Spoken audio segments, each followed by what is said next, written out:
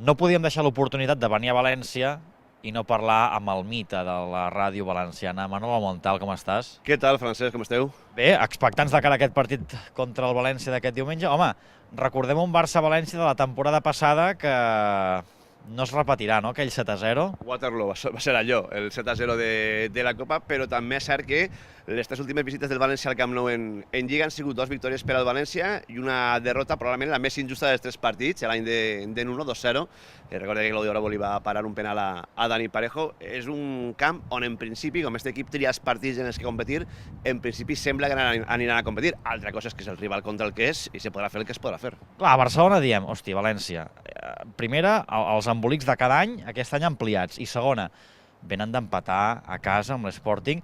Està malament l'equip una altra vegada, o segueix malament l'equip?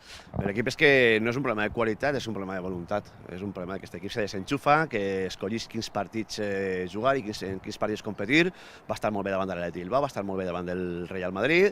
Per allò de tindre algun punt més en la saca, va competir encara que amb baixes davant del Leganés i va aconseguir la victòria.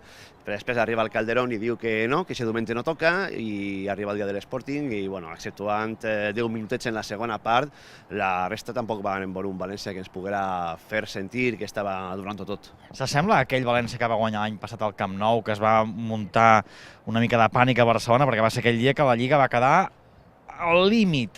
S'assemblarà aquell València o ve un València menys necessitat o menys agarrit ara? El problema és que este València està, i dic problema encara que poguera ser una virtut, però no és un problema, que el València està amb menys necessitat que aquell que va acudir al Camp Nou, que estava molt necessitat. Este està en un ràtio de punts que li permet respirar mínimament, que li permet, com deia abans, triar quins partits jugar, però bueno, el que deia abans, no deixa de ser el Camp Nou, no deixa de ser un escenari gran i no deixa de ser un partit en el qual els jugadors saben que tenen molts focus damunt i que probablement vulguin donar un pas endavant.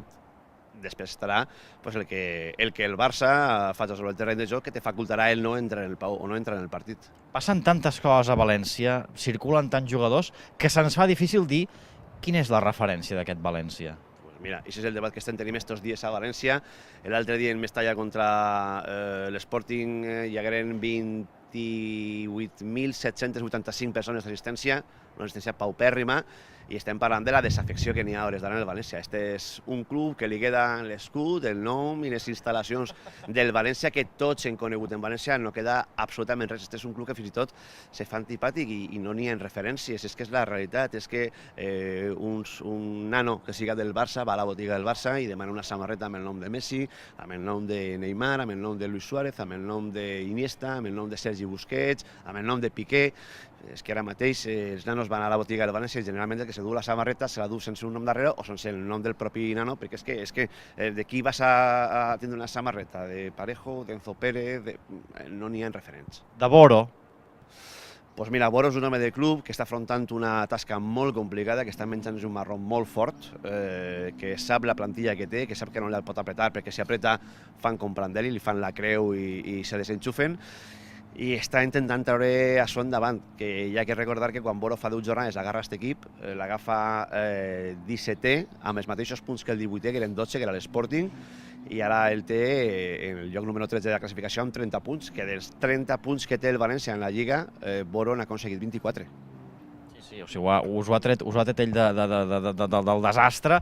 Ja per acabar, veus el València puntuant, veus Manolo Montal deixant-se la veu al Camp Nou aquest diumenge o t'ho guarda tu per un altre dia, home, guarda tu. La idea és puntuar i, si és possible, guanyar en el Camp Nou i deixar-me la veu en el Camp Nou, que és el que espera tota la gent del València Club de Futbol. Ara bé, la realitat la marcarà en el moment en què Hernández xiule el començament del partit. Tindrem a veure si els senyors volen jugar el diumenge o si no volen jugar. Ja sabeu, que recuperem les narracions del Manolo Montal, a veure aquest dilluns que recuperem, i a més en vídeo, perquè a més la gent et pot veure en vídeo cantar els gols, que és un festival, el del dia del Madrid ho va petar.